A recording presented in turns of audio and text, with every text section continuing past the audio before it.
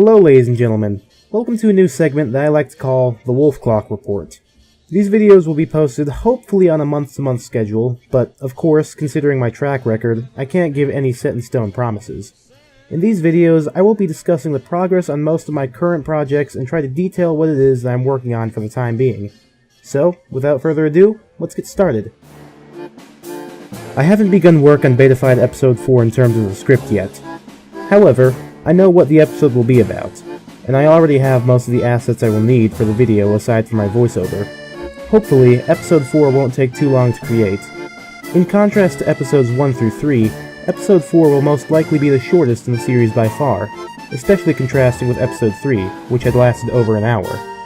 The reason for this is because the topic for Episode 4 will be very specific thanks to details we already have on it. If you're a Hat in Time modder looking for things to recreate, I'm making Episode 4 almost specifically for you.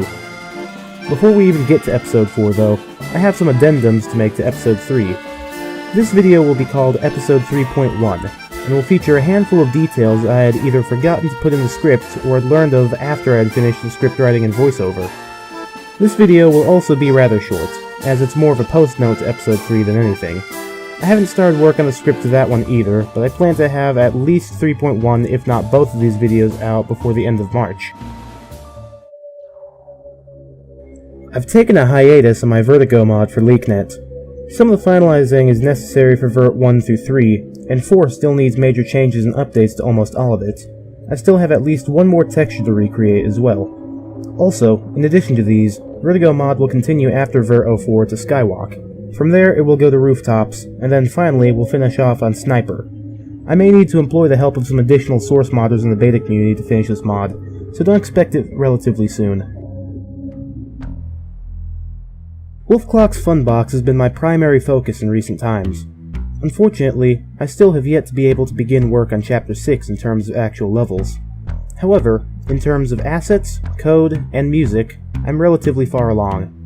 This chapter will see the player in a relatively open environment, traversing a literal sandbox which changes its layout on a day-to-day basis due to the strong desert winds, pushing the sand around. During this time, the player will be completing objectives in a mission-like fashion.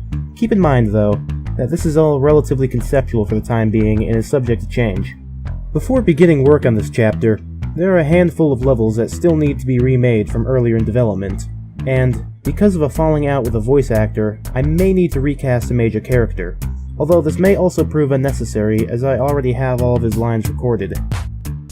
I'm also working on implementing new pieces of code for quality of life and gameplay reasons. If you're experienced in C++ and or the source engine as a whole and would like to help me out, please reach out to me on Discord. Here are a few things I'm currently working on. Re-implementing pre-Orangebox Fire. I'm currently working with someone who had successfully re-implemented this old fire into the 2013 base in order to get it working on my own end. Unfortunately, they have forgotten what code they had specifically modified in order to re-enable the old fire, but I'm sure we'll get it working soon. Fixing NPC parenting. The 2013 base engine has broken parenting with NPCs upon ragdolling. In old engine branches, including the 2003 and 2004 builds, parented objects will stay parented to the NPC upon ragdolling. This is no longer the case. In the 2013 engine, the parented objects will remain motionless in place as the NPC ragdolls, and will then delete itself from the world after a few seconds. This is especially evident with the female assassin, which will be an NPC featured in Funbox.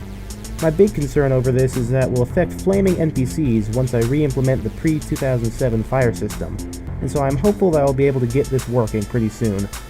Additional reflection render textures. In essence, dynamic reflections in the source engine are handled by a specific render texture. This render texture can be used on one level at a time, and is the reason why expensive water can only be on one level. If I can increase the number of reflective render textures, which I'm 99% sure is possible relatively easily, I can increase the number of surfaces that can have completely dynamic reflections. Player world model. With fully reflective mirrors, a functional world model is also a must-have. This is achievable, and the model itself is already partially functional, as the player model will appear upon death in third person, albeit without animations. Since this is achieved in Portal, where the player model can be seen through portals, it's theoretically possible to have a player model not visible by the player in first person, but completely visible through other sources such as reflections in third person. Again, if you're experienced in handling the Source engine and would like to help me out, please message me on Discord. Conveniently, I'm literally the only person named Wolfcl0ck on Discord, so it shouldn't be too hard to find me. I'd like to get more into live streaming, possibly with an amount of variety. Currently, my thoughts go to my next livestream being either a Dead Space livestream or a co-op livestream for A Hat in Time, as I have already done streams for the Prototype, Alpha, and Beta. If I do a co-op livestream, I'll most likely be doing it with my friend Ignomius. If you are a very old fan of my channel, so none of you, you'll know Ignomius is my friend Greg from back in my Minecraft YouTuber days when I was like 10 and 11. And before you go looking for my old videos and realizing that you can't find them, no, I've not deleted any of them from my channel.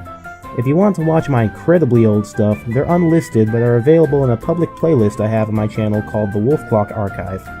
This includes all of my videos prior to the 2015 Wolfcl0ck Rebooted initiative that I started, as well as a small handful of videos from afterward that I decided were too distasteful and not representative of how I am as a person in the modern day to have immediately visible on my account.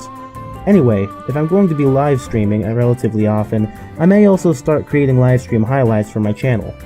Keep in mind, I am neither a YouTuber or live streamer by heart, so don't expect these in great quantity.